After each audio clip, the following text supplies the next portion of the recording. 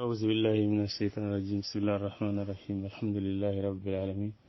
والصلاة والسلام على نبينا محمد وعلى آله وصحبه ومن تبعهم بإحسان إلى يوم الدين أجمعين. ثم أما بعد، فإن غير الحديث كتاب الله وغير الهدي هدي محمد صلى الله عليه وسلم، وشر الأمور محدثاتها، وكل محدثة بدعة، وكل بدعة ضلالة، وكل ضلالة في النار. أذن الله وإياكم يا آمين. اللهم اجعل أعمالنا خالصا لوجهك. والله سبحانه وتعالى نيغانا يلا لو تلغانا يمبا اسلامي خورنچ كومنتي ما نساني اسلامي جانغران تنچورا ليغريغا سيرو سيرو كوم اسلامي يلا لو تلغانا نونا كومنتنا نسلام غون لغانا درنا كفر لغانا بلوا نو بيرندي توحيدي ارو سنن كما نو كيسي دكو انتا خونا نو كيسي وسيان كاي ان شاء الله سي الله سبحانه وتعالى دغنا سوره يونس اوغيله اي تانيري aruna tandi ken ko dalla do raminay atirendi nuhu halle gel khifaruma suma basen min bari rusula katay kenyamara khifar kur katati de lubangan to nyen khima katinan to ngona sabu nyara garni ndeke be de beri kekane yan kenga nya bana lati di sonno mo beri ko sonno mu yadanto kemperandangano misala len kitalla dunga suratu yunusu o gel kenga ko borode makko nan qaso o bi soro dan to qur'an non ni sere nan kana kumure to awande mana qirnde nga qirgari ya ge mo hammi ngane serebe suratu yunus suratu hud yusuf ku kundu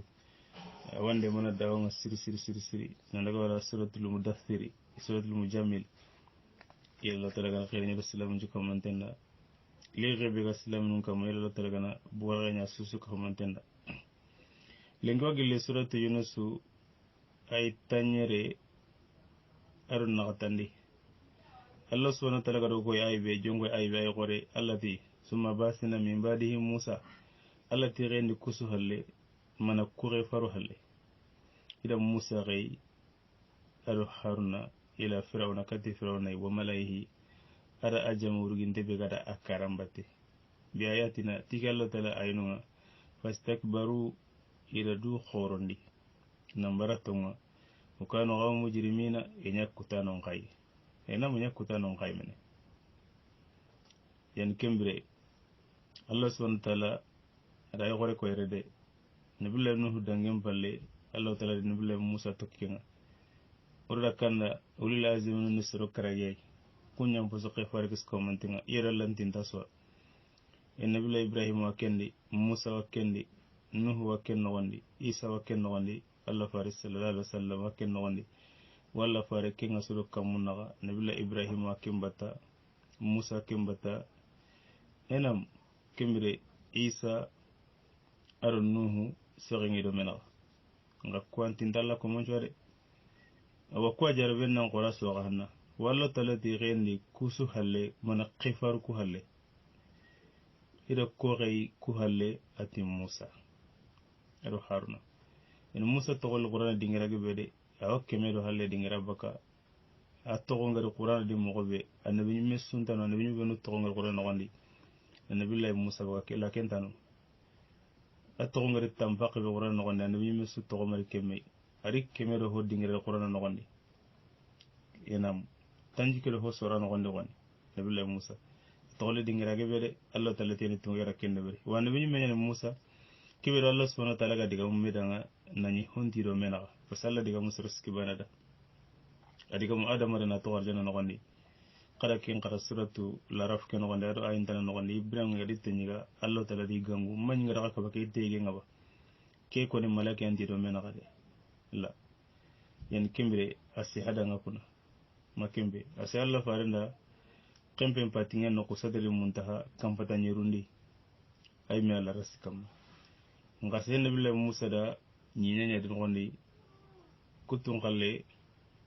bane ngar jana no gondi ken adama alla fari nga sadel munta kam pata ñerundi ngam musa wa duna no gondi alla tala diga mara ko ko ayta no gondi diga ngani nga buka itten no gondi musa wa terengana kenya kambire ko gilli madiana adi yakenga ni jani kenyu me halla kana alla tala gane diga musa ra diga mara nani antido me ho antido me naga kenagale annabi ñu mande ñu mekki bi gane annabi ñu xore ada qisan qara dingira ba sari khote nga tin qari qana qote nga tinkadi nga ke ati delle ko no ga kono nanti tilenyi ko ngana ge wosina beti ken sina ko tanyade kunni indi kuti diga munya Allah mako fare mako baranga na ken ko baneta na kella nyin ko landi alo tawhid ndage me bare qote ndo noye anda kello haramare me ma donc awre ni aron kaga na sare sina beti sina nono kenyari ba sina ta ko tono tilenyi bu sare wa antali ngono tilenya garin sare kana la noye ndo qote kin Allah subhanahu wa ta'ala ma ko ay metina duna ko tan ko haraku no sina bendali ngara na qotondi sina bendali ngara ananondi nga duna gana qoto mogo asusunta qoto no tabane do merela debe na qoto debe jamane na qoto jamane kunda na qoto kundai qabila na qoto qabila arno yus kamantena yani kem musani jananda khisan qara dingira gebe yani sirebe gari mare kanne maga kortero dabare ado hasida quranta kenci babunu tawakkontono na kemara o sirebe ndairetu nantallo talanda kibera kutara muremenda kortera antabun dabara antabun ni anno talanga pa antaw hidinya kinga nabi Musa alayhi salam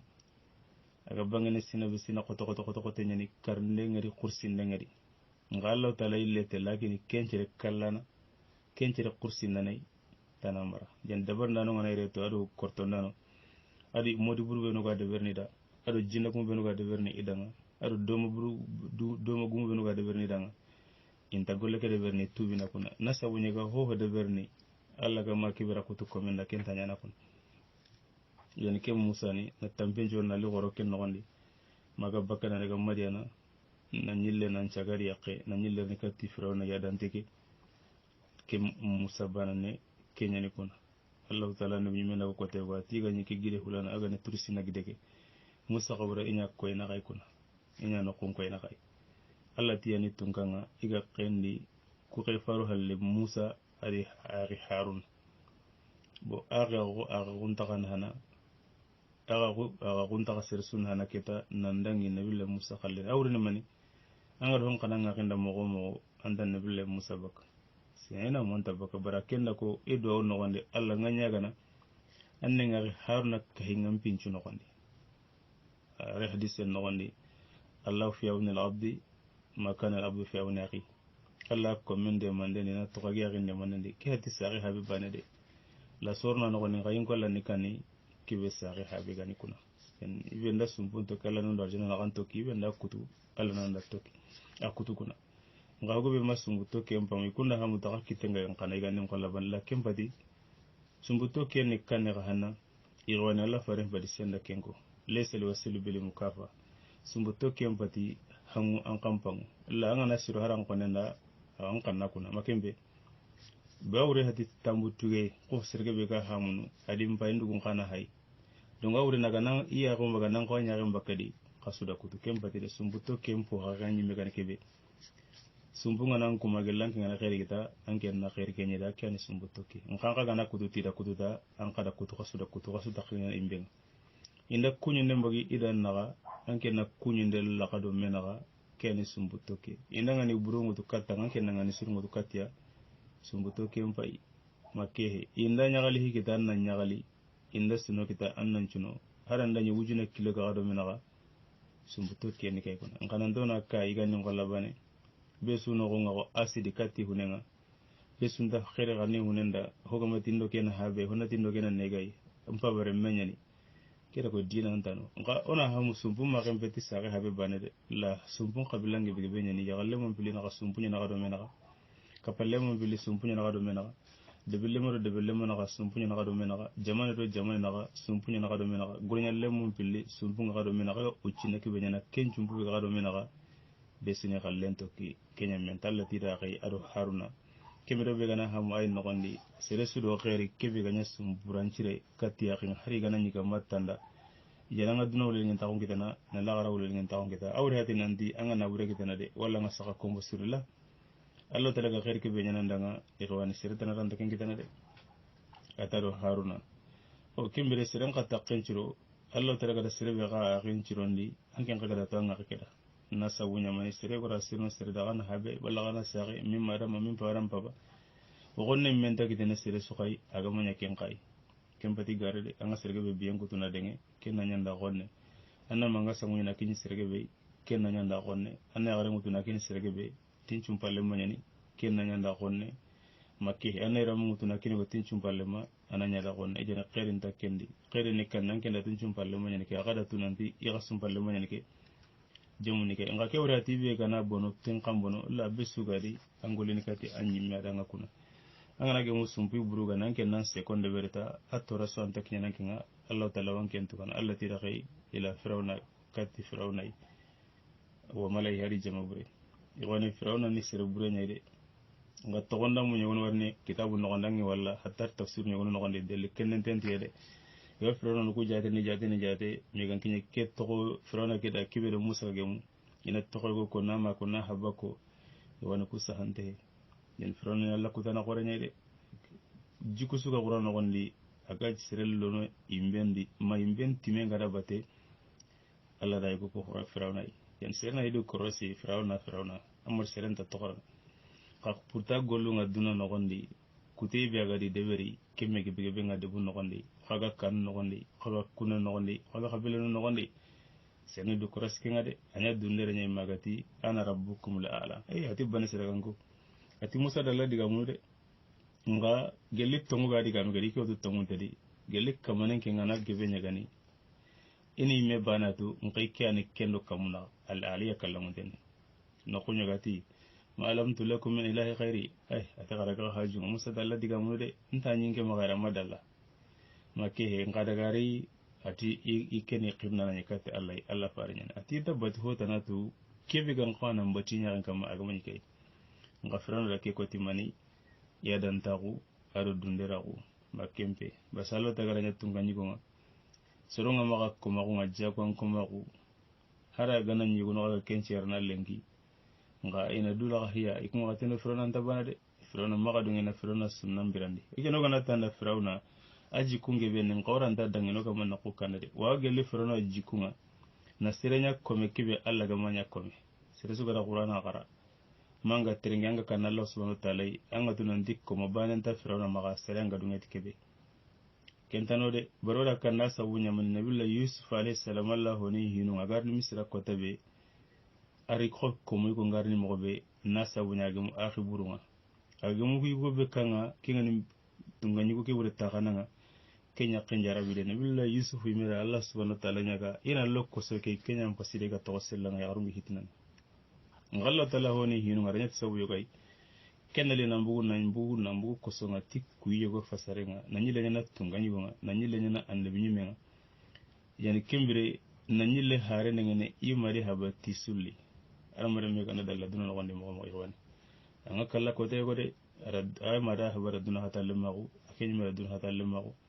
anga na sekati surata nang hibe ga tere ay madu anga siri allanda mare kininga andi nyana bi nyime anda kenyanda Allah nin tinki nyandi kata ando wakembere aka hatiyam pale na nduguta duna senu nyele mena duna watunu nyele mena kubitiga ngokinga ni firawna di sorogui Allah tala senki ni kunga wa kusa sorogura ga nya komo jagon kumo anga duna gologote sutu ini ya walle anga duna la sampi sutu ini ya walle o kubenu ga makano Allah subhanahu wa ta'ala igara kenya geengutu baroga mukuti kubenu ni komo oku hajuna ra nan tarsu nya kamala me gare nya nya mala kunchu gare nga odo makko na gada kuma kon kone togonga sirebe tora began kama aru logon taw began kama anta qabila sukka maduna di qere ya khima fo ga sunan kan kannen konno ira kumenya jasane nan kota susu kama tinga nya kamala nun kutunchu o ma de wara mede la nya kamala nun kutunchu wali ngen no gondi aga munya komen bana goni bo keni ge ya gele firawna ge nga sero sereke komo ko ga amma anna gani tengani tanto kadi ananyan to gondi jikwa nga gele frana jikwa re pasi frana sunna nyugani nasro nya wajibi ne yakoma debun kiten nakamo ya guntar no daga naga alma guntar no daga naga hatta hari nyenta to ka ma ga no nan tikani komo keni gare nya to ngunta keno gondi wa kaw kille kama gele frana kille o kemiro ko digamen je frana nanti jiku suga da burega ni mbenti menga Allah taala da ayi woro frana o gelega nanga kanna lampa minga na angar jannan ran janda bani nan tallati fa ufariqa fil janna ufariqa fis sa'iri kega mo sanke na hammi fa sallo talati anda kamun to yanda yenta ga jamaru na ben no gondi jamaru jana no gondi anke nteto anga karabe na sawunya ra kuto ngal hanke nya gentai kema kati nanke mpami manke ndan na gananya ta dibarin kismanda kede besigini kismanda kede besigini nanyo kana kende bisiki ho gebe mesiki to nyangunde nyakama bare anna marhanu tamuno lobo nyawtu na ga kanu de be goy kaga kati kunna kan ya garni remutu kana ritindi nyakoma makke hati wala ti jamun nike ke hati ikun komonga wala gira tagudo ke na hokinai asu garambinne gara komen jadanda mo wonta gilli ken kama wattu wana suga na ken kana karangal lunkulun kama komeranta sabatine haramare me kama abadan mada maga makiti jarum polla kenyadi umata sandenta kitabire ngaga kitabira su garantan kitabe tongunta hohodi kebe gani sahaba kebe gani rage jarum polla kembara ngana ndi ko mon kiti sabunge benya umata anta kitabire asa hante ngara gibe antanyi mene ngatombane antadi haranda duna so kana kingere koni kenne garenya wa duna so kamere koni paseto na siru madungate diga men koni mene na gaboni mani ode mako no wasagena di ogan hoko Allah tala khallen kama nodon kulla ko ni kanala farante adinu nasiha adinu nodon kulla ko yani tono nya toron no gondi aro isere go sagonte ngako go sagonte kantoy ye nodon kulla ko ni kanoga na garen ko Allah tala kitabe kam modum ken konno o wasagena di ara kana mu kunu nganta kencera o ga sadde be ko ni jemo marena aswa ken kala oda ko tafsir ni na ko hadisun qarangene na ko wajunde no gondi o no kebe gati Allah galle o men basere sum kango walla ngo dangindini ango walla nan dangi ni kan no to ko memra la anno sigindi nan dangada ay kebe ko kunna wuri hatike kyani o wadu ngana dunde ra gontori parce que ntatu ken kan to woni waralla meti o fa ko lizi ilim alimati to na sugari to na ngebe nyana kama wona kenya kama gele sere kana kete dura na nan to diga menge wonya kamala kon kama agebo kuma kon kama o mallo tala qurana fasari ko mo khibare o ma hasari nya kamala khibare la ay be gana kore o danga ga no gonde to wakke yakono ngari mo se be ndatu nan di ko ho ko na sune gare nyai gelle o sukirne ngani bane kate arjanna ke kudo soron nan kan dum yam pam mango to kono de la yago gante di few anna sank mo sugal ganda ak nga kebe kon na sahaban de sahaban ni kay anto ho toro no ko wona le nan kanga nan tit tongu ni kay ngun kaga nan ya tongu kaga ni e wona ko nan ko ya ono tongu nya ko kuna aram mare me nan tanga kaga ndago de berni wala nga du crosse de berni wala nga hiya de berni kebe alla ga mako arni toranya kinanga kuna seron nan kana la nan kanu kan sirani alla nan kanu kenya sirani o to tongo nyani siro sire gani rakelo ke bare no gondi an kana nan ga logono de bundi logono kundo no wala kono kabila no gondi ngati Allah subhanahu wa ta'ala dungo jigana alla kam o mo tuge sire sukam maduna no gondi madama jinya gam paten kendi an to gonya gana haramare me ko te go huri gana to jike an kam matano kudde malaw de manane Allah ta'ala wonya ga mentango ya tentanga o yongi sa hanta ma ko to ta dentanga o kompentanga ngo kuno ko lebere akara wona Allah ta'ala lingo mbana murnu ngana ndo kuma gon kel chabati ne ko duna ho gebe ga sabatindi mo gan kara ko tabe kenni garine yan Allah ta'ala dir kati firona ya dante ari ijama yanda simma serebe ga jemu leidu danga modunu benu ga ma ga nene nanti wa kurnu de ikuru ho kama kebe gan taxawa o modunu mebe ga diga munandi wasabati nene ira gare nya ko ina kali ngonya muruna adi melumu adi ina hadi entere ga entero Allah galle ngare o go hibe ko nimman ko ndaga nan bin kay mi magan jamba nan ngara serede la angana simme kale malake ga nar ko tabe ikhwane de gume kar nan bane katambane de angana ko men ko nan bane ni maga ke modi teringa maga ke de teringa ina tanda hoy me hibe ga ti halale me pasibe nati intira kello no ke de gume nya gananga hitini tamam baba baga anata gar de gume ko me gadawtu ngi hajuma arjanne baralla mati be gamunya de gume tanta no janna de gume ko nyi me gari wadi ba anati khairin tati yana la tira kati firawna ari ijama bureke ijama yadanteke biayatina tinka boko goronga wastakbaru yghraw al-kibru batarul haqq alla farenti kun nabi hadisi kanya marati dundira wati ranchironde tawsironde re dundira kunne serebe ganta tongumulla akenga na kebe ko taharanda nya gari fa sun to kido kenye kene dundira kunye sere ganta tongumulla tombala na kene dundira ne wa tombala na ijiko ani kenga gele firona ka jiku wa serebe ganta tongumulla tongun konanda alla ti farenti na delunga ant har samadun wananyan to ko jikko ngale firawna jikko kenya no gatanda gelanga qur'ana hamu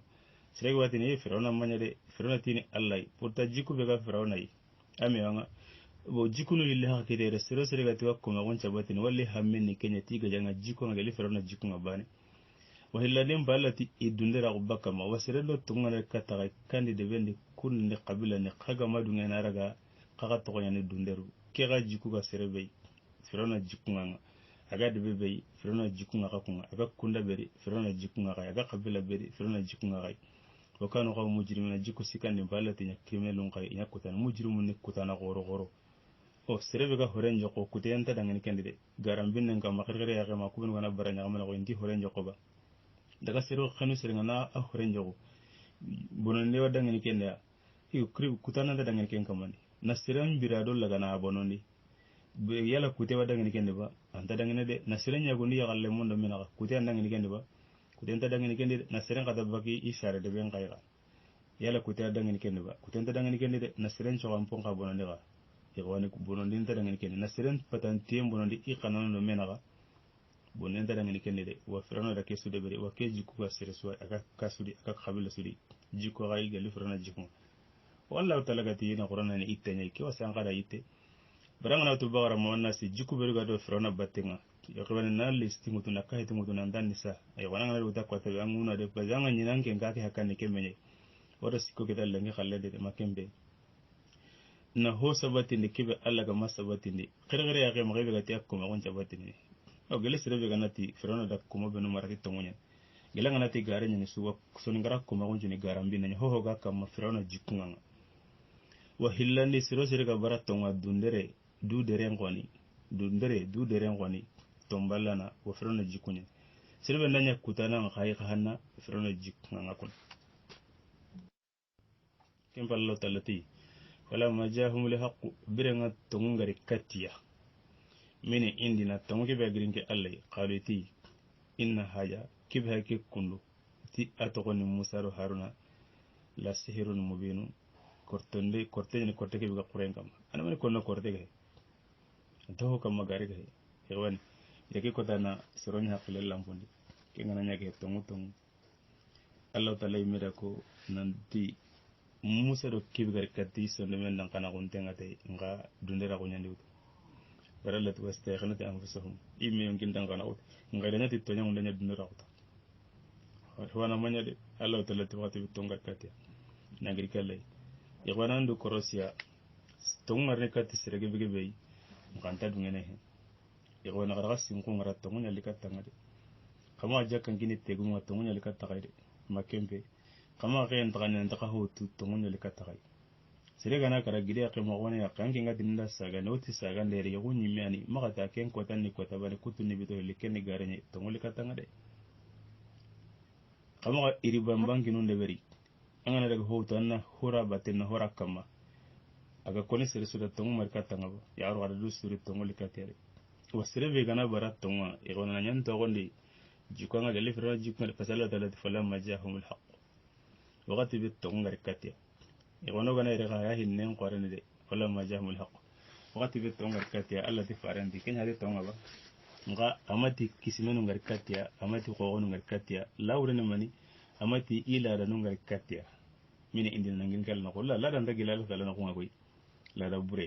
la kenyi ba ma ndake kisima ko video gume korto ndana dabarndana modi makembe doma jinna gume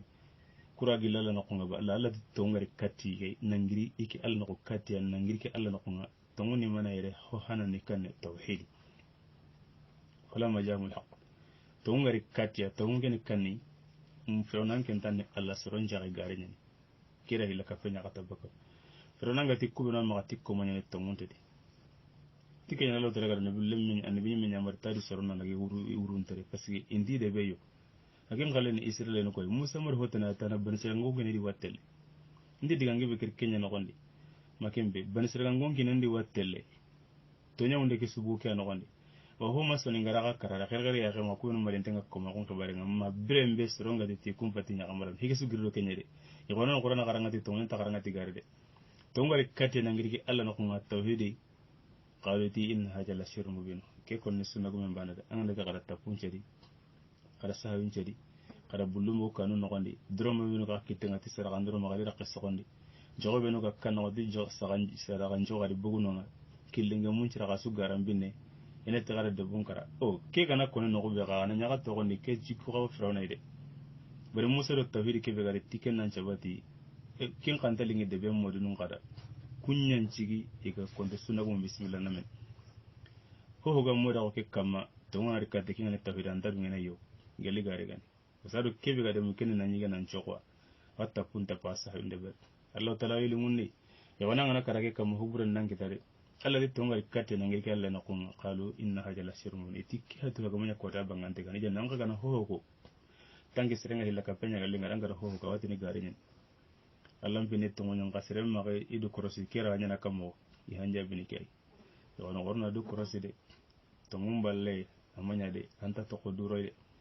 yani kuni jikwai isuware firawna de jama kare na sinsi no ko magati kantin to kono na kedo kenya sera na raga tamma ho nya musara na yaba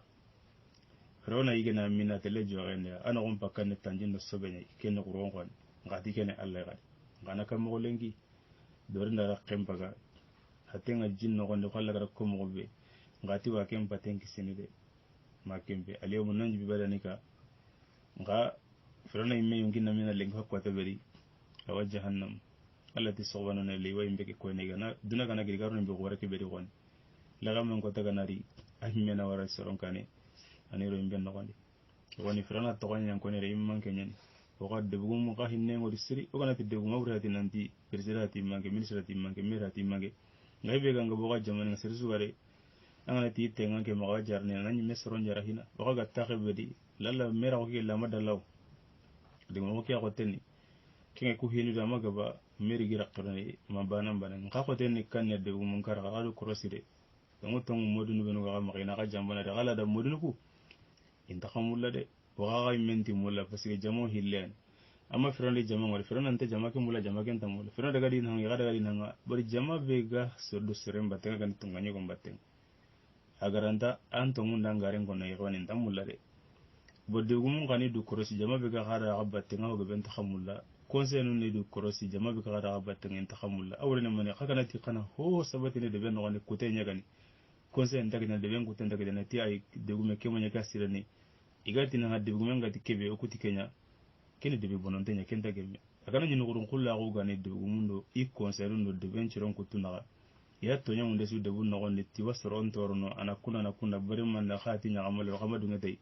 ganji da rakkan ko ne nga delle ani genandi intame amula bar sere beno garanta me to ngona me garen gon ya tame baka me jarbe no gondi e ko ne khakun tame mulla de ngale kam ngo takhasonya me to nyam ndano nyai o sahu tawir gume be ganandi wadde ben ciro ni walla me ambu tine be ganandi hari habe ha mun ya makisimi ha mun ni itinan na mani kam gare ge o ke ko ne nan qaso de tikya to ga mun korte ni abangante a ko ne har sasaw isuna ko mun ga sarone ne time sahiruna ime tapite hananda mi gonu gati na konno igana yidi ganti de be ngena kedo kenyana ke nga sere saga ni ba frana jiku ke anas ko mantenga ke ko ne bane harbi musa ma it gono de makembe ami to gono parce que musa wontenga nan dido kebe gari to munyani nga iya bara Allah tala digan kannenga na gati wajharu biha musa rem palla kara to ngi da ke ko ni suratu namlu ga ke be garanga wastayghanatuha anfusuhum qi yumkinun dan khana go tigi nan di to hakibe kam magare ni firona imme dan kana ko kebe kam magare ni ngere nyati mana Allah zuluma uluwa to nyamun lenta arna do to kamuni ran do warande manya de sirge be akuten kam ngana tara ke manya imoto wala to manya ni ngadundira ko kebe ga de haten kam madu duro te kebe ga yi aranta bakari kemira na mimenti khala musa te atahuluna lil haqq hakun dinit to munya daba lamma ja'akum waqti be to ngari katay ti akiya to ga munya korte nyai ina gatini to asiru haja esikani korte wala fi lahu sahiruna atikenya gani kotna ko ne ta takikidana de wala ki ati korte haga nyimi men ngalle ngina kunya na hisobo ngade ngana guman to na e misama kana ngana gari benna be lakandi kunya ni kortonga makembe ngato iri gumere korte lakin jahande hede kabako yani kembere Allah tala kada serebe tanga kisi la kapenga antuma kuna yani agara kabako kitte ke be baga na kullu ngani agara gumake be sokona gare metike arati korte la korte hati kekun kallu ko ani korte ngemakati na kenko antine qurana yang kallenge kutana nga honne berni kebe ganta gemme allay nga tawhid gume kana honne de berbana dina suna sonka kam pourta do manu nga de ben no jinna gum nga de ben no modi buru nga de ben no su korto asu de barna ko ngana ho de ber honte nga gara sin ken ngora nga bana ngara ngondo hande banata anda golle kita ko angari kitenyi meni toro na kuna angana ka honno ko nan dalingida makehe e ndamulle mirna taake de bari amanya e ko boko duna wulingin do duna aro lagara sadet duna wal akhirah nga sere kana di kunya da homo nyanton kadi amata masiro de janim frewna da kede beri amma tawhid gume kana abada wono kanan kada de sero sere gati tawhid gume talinga da jiko nga gali frewna jiko nga de debe su ganta sunna gumu mulla jiko ga gali frewna jiko kunda be ganta sunna gumu mulla jiko ga gali frewna jiko kabe ganta sunna gumu mulla jiko ga gali frewna jiko agara nyankano Allah taala do suri anke ntore mana ayan tantalinga da tisondo megane en qawna ko pasi frewna jiko nyanga ge sinqen ninge antanki nganti tisugundu sinqe atora so antaki nyananga galinga nda magasire anna lamutu na sinqi ga baka tieke be kama anna kutu agani moddu ga de berke sere hajun tari koy nge gallen to gono amani to ranki nyananga nangono lo lena de wonde antiketi ngona on tinga ma mun ko na nyira munyi antore mana ninda tele tanaka temba ken tabagan nin kan ninta sahir ndata pero nini antore mana an ko an antore mania pasi frona jikuma o ijani kembira na nyen to gondi kortondana ngonen ta takikitana ari hadith no gondi kortondana pakkenyi mi megani kebe tubunda kenda ya ken kale na gannen kutwa Allahu akbar Allah taala ngora hoso soron kiten na kammo kunu ga modunu ngalega sanini watta punde berni wasahunde berni wasinan ciragan ko nosoro na ga ile na kare nya garungu tuni kini kafirun nga daga men ko ta khara golle ketare pasi kafiru hilla kapana ado muslimin tayini me wonon no dun kullu gulle nya garno ma sere di habora medo sero sere haba ga dawtuna kini modi nya tantay bari modi ne kafirin hilla kapana nyen sere sere ga al amutu am fa baga da amutu le nya garake nankini doma gumenya tante pasi kafirin nyen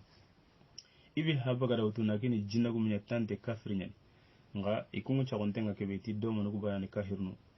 manjari gumenya ni kafirnu makembe jinna gumenya ni kafirnu nga modi be ga wala mutu na sahanne ne bera akama na corona ile bamburenga ne gondo ya warila gani warame ne iga ko mbona na soron tourne tiho hon takin ana sinan ci dagan gida ke ni ke mime ni kafiri ni mime siran ta wana le nyagare kini ke yo kum fo laqende yugo sire sire ga de berni ana nyanto gon laga min ko tanda golle fa sallallahu ta'ala wala tunkilu mushrikin hatta yuminu arake kala suratul baqara na aykerno minna suratul yugo na saykati kan ni sura ga hanna suratul nur allati wal khabisun lil khabisati wat tayyibun lit tayyibatan na kay qaruna minna home rentende home rente hosene ne hosene ankende hosene mutuna hin home rente nga taka fira kuna imara kenni gare nyede yani gelo gana ugana uga kwayinu tunni hamu modi suka debe no gonda na harama antaka wasirni re mekini nganya na kamo anken tangen ni sunna gume tangen botu ne re menni walla ne garme tanya na kamo anya na kamo an amasalla ya kegi kafiru islam hati galle mo modin kafira ko ana qurenya kamo basalle meti kortun taqidan haddu sahir kordan nan pakene kan nalina ntubani ba nayin ko Allah kutu ijel kenche gan to kuda man daga gare mumkin ya qaratina sen daga dan takine ba man ne ndakara iga modunu nya ngagarni kasangana ndigi bulene le tagunu ibadenga eki ganya jamane be dina mahamino de nganya nakam wala de imalu fasirallahu alaikum rasuluhu haqilu ko antanunga parce que tawidi me kan tengana ni Allah taala galle kan ta wala kinga nage modi be ga nakara ibara daga na abadenga modi be ga na yagare muri bara kinai ngasoro nyime wasune dikenya tinni la mingi ni modi hulane illa kapana ko ni serebe gatini ille ngana kere ngana kebe waranna rinna konanda khaga meso sana kati kunya nagare nyagarun kinya wallahi wa arna ne re nyagarun kini kungade kenna lingira nan goto tawdu gumebe ga suanga ndire memurin takini gali gare gani parce que Allah mbinda nan wasare me kam nan goro me kam ngon jina ta timande ko to aguna nyamma kibe ga di jina to gorona suna nyanyin kolandi yake gantanda ime misigeni hajun teri ndire me kinanga koy serbe tanda ting halle hayne yako to ngon teri gare ngende sababalen teri kigala nyahar kafir nyai anya doma nyimme tangi khalisinga ngol wakene ngawo milla nyaarun kaganti i qaranga kenji ganta du kinga nagi mudiro yogun ta ngoro digame ngi bakka ma pasi kafir salam hati gallema wa kordana daqiqi tan sira sira ga kara doma gun kam ma kortana nyanga anja na balle ken kulle nyana kuma ko Allah taala ndako fasalati wala filu sahirun kortana na daqiqi tan sira benda kara anga tele ku doma guma bange anta qemolo duna bono lagara wa modi benda kara moda gun nogondi anta qemono jahannaba no kuma ko Allah taala ndako wasirbe na karanga tele modi no ko bangan ka takebon ala sa so ambana fasalla ga tihu da kafiri anga masabati nanga to gonya kafiri digamenta kende alla ga dikibe haramun dinanga masabati ne modu ngata alla ga dikibe daga dinana sabati jen analanyon kindia nanti moda kunta gemme hede analla nyonkini nanti kafir no nyimmi mani kiga mara nyonkindi su amanya tawrigume ko yangen derde gele delle kan nanti on hawa gemme sere ma ko kunduke kempalle khaliti ajitana harikato ya lital fitna nanti khano girindi amma wajadna ali abano godo habunu kebe kama khasaba qari men no girni kenya kama ba iwan haban kille manya de serbe gami du korosi haban kille wadu ngana lo imbendi de o maseru habi waramede allah ndi sereni habu batu allah ndi sereni mabatu be gama de bere qatanti waluna imben no gondi khawana la qallen takiniya de ladam manya de ladam benu go ma gana le nyaar kuna bure nya kodo kenyo habunu maga anta telle jani even lati an holle nyaar na bure nyige ngate lana jiku ita gele frona jiku ngade amara ajita na likato ya qarikato ya lital fitna ndagano girini amma wajena ali abana ogodo habuni kebe kam watakuna lakum al-kibriya durun taqunna nya gasro lida musa no harna fil adi nya kan kama wa ma nahnu lakum bi mu'minina usaqun tan gasro hilade irwana sirga be nyalo no kay no gonde de ay sirga be ngarno kay no gonde angante sirga be la nya na bure nyi genta kemi iga nga nya wure tanan de awure na gado kudu habunu nyi le nya na bure nyi gana sabako habunun ta hoatuba agana konanda kunu anda konanda kunu ma sikare jikwa kusura gele frana jikma pasi kuti kaga do kuri uga kibi uga kaga harikato ya uga habunu kille kibira na kurumba ko na birene khati na kana ugirni kenya kamaba wakian ko nan kada de kama le nyawru na bure nyiga ina tanda dongo kusimanu magaro habunu magaraba ay qatita okura kyanyo habunu magati no na waraba an ho kuti kana wara pasi dellende kama sahilo kama tapello ndi ho gati adevernia wure tanan dede ado kisam bana safa kana mu logo da kenyo habunu mo kana to ma de beraba wana de bernade e wono kam penanda ko hilli bana ko tanyi mena ay ki wure fasere manga ngara wure enta kam benanga de lada suñu haramare mo manga ti kala wara Allah mako farim mako ya gajangi su de wure tanan dede jikko ne gele frana jikko no pasi frana jamanti qari kaddu gaga do odo habunu ni kebe kama nanti khano girli tal fitina khano girli amma wajna ali habunu go do habunu kebe kama qari men nanti khano girli kenya kama ba yana mutahrigu mulli men ni genya droma ke bangara nyamba ma ti sara ndroma atono tongundari angara ke nyamba ma ga bullelo no kan no ti kenya kan kisini gare ni tongundari angara ke nyamba ma ti sara nda kille nya gare ni no ne nyani kenni gare sunagu mulli men ni kay kenda imbello ni alla nda kariya ngawa ko ni de yella kana qur'ana garati banjira nyesu kwayinu bi na ko ne lengi hara gana ni gamarti imogonga anyi men daga taganna chimeta ona metti madina de Allah gati firawna ida musa gati firawna ugo da ho garal lengi daga tagan nan cimme eska ndaka kandi ban taka de ben ndaka kuna ndaka bilandi ba gelenga na tantano tige ngala dalla ndarondi ka gelenga na tawonu nga wajibi musu kamana ntubi katika lenga na versere ben ndaka raku kama khairin tedi anke majunda na mo kanda kama nyalati fare ndango sedi gado ni kebe kama katino kanu girni ganya kama mana de bun karal lengi mana hitina nun karal lengi har serebe yugonu ga tuano ngari Allah kallentu ka kontona ko ikanula dagu munga kebe ko na pasirge be ko no hitina manya karake komundiga mer hitina nyana de wure tanan de kediga mi langa wure tu ken wure ne osu sare na kuma gundo taga gundo garanga gundo jara gunyo o kismun do habunu maga sirbe ndati wa kemba kanu sasa ken na hitina nya girndi anna man hatam manchen kitana ado firlo don kediga mi na gadi sorona irwani sombana de tiktak ajitana karikato yaba litali fitna nanti kano girindi amma bakka hon kama wajanna alihi abano gar habuni kebe kama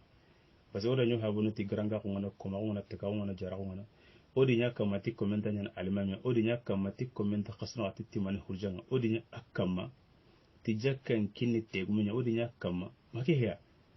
ti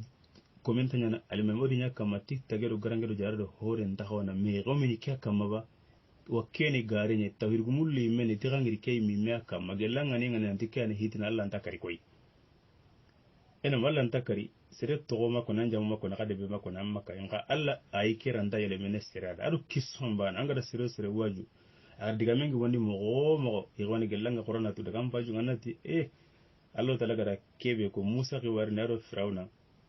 igati karikato ya nanti ogodo sarno ni kebe kama kuna kenya birane kenya duare magari nan takano girni kenya kama ba soningara ta gonte na ke mi me kama kenga nanya ke akida ganta soningara magadalla kuma gundalla nyime garanga ko nyime taga ko nyime jara ko nyime ngi hankai menni kanni tibesu gari ha bani kebe kama tan nan duro tan kenti man fi kenya ne gwago na de mu ko me jara biliti kayde ampa bari maga kala ya gallo maro de benga ampa bari maga kala sorondi igo isronda sigrantua iga kamanan pitina ako tingene lembure nyimme harinda tampa bareme wan arjanna kennan fasanda sorogo kalle ngari magan jarabi de ure tagana buru manya degum gibi nyana no marano wallahi wattonguntu ho mi barane na mbuguna tongu ke gare ke seri na tongudu soroku gace ado hidina ndo benu gido mena sto ku benu gatini tikun jaru nyai walla kun hinanu nyai ga kamana soron pitina ibara golle nga maken be na nya gambar timendo gidare timendo la kampangi ke do degum bate illu no khalsunu gidana iko ken nan to bare nya nganga gare kamana ro sere no gonde yani digambure nya nike sere be gatini rakende safaqa kuntona kille ga songaraba maka kamanga yade jikwa kamanga gelli firona jikuma kempaliti watakuna lakum al-kibriya qoragunna nyaga filay nya kan kam pasere be ganta to ngum la ganta la galle mulan ta fara galle mulan ta tawhid kam ta sunna kam ho galle ngara kana ngaw kan de ho masro malinde alima ko kede ti commenta nyana hota na yede igati nim pali bumi ke bana limo ina ta kinga nage nga qurana ta malike bagingay ingewati ni qabila mpede ni dangi ho gati ni ndo kati hati galle ma gani dundera ko ke bana nta makehe kenta nyana degume asu dundera ko ba hammin ta dinan ta ngaga munya kana ngaw ke ado yire du koy watakuna lakum al-kibra ya fira Musa ando Haruna rin nan te kano girno ko do habuni kebe kamma qoragunna nyaga kunna nyaga kam ayum nabilla Musa mari wuro temuro wasunna gumenta no qufew kebe gati wanyana degume sunna gumenta hodino deguma wa sunna gumenta hodino mera wa sunna gumenta hodino almama wa sunna gumenta hodino gare nyaga ko mesa nka anaru kan natina tawhidin chabatini nka bare na yere mana wama nahnu lakum bimuminina wama nahnu lakuma bimuminina diga men kullen ko tabane Musa gella gari men ngani ga makka hino de manna bidano hilaka pencha batin arla dan kaga dino girni kenya kama onta tongoni ta lenki onta tongoni ta ko mene o barale ko bara ko mene wa kay man haqiqa nyimme ka ko na sunna gumunda ibe da ko tira khanga ko tira khanga kyane la danga konto gilli bure tanan de rekati gella li men nan dona ko wara de bundo kunna ndo qabila ni o barale ngonta wal har ko mene serenga na kare wasa nga sigin ta ko bure tanan de rekay ile gara ni kama suni firona soroni firona jikunya na suka montenga oranta saka isa onte ga nalla galle skela no kuma wareba ana taraqin chago arno ko wala ngin tonga koy naktafi bi haja haramre meni du koroside anga masabare Allah talaga kibe nyana ngabure nyane ona ile garengo suratul allati mani tordon qoto atimani ikhbaren nogoni fa qutia dabir al kham alladhina zalamu walhamdulillahi rabbil alamin atida yemum palle kutu kubenu ga to nyamundi tigen Allah talaga teg honun chukama Allah to halle kutu koy سبحانك اللهم وبحمدك اشهد ان لا اله الا انت استغفرك واتوب اليك وصلى الله وسلم وبارك على نبينا محمد وعلى اله وصحبه ومن تبعهم بسلام الدين اجمعين الى الله تعالى نبوسكم انتم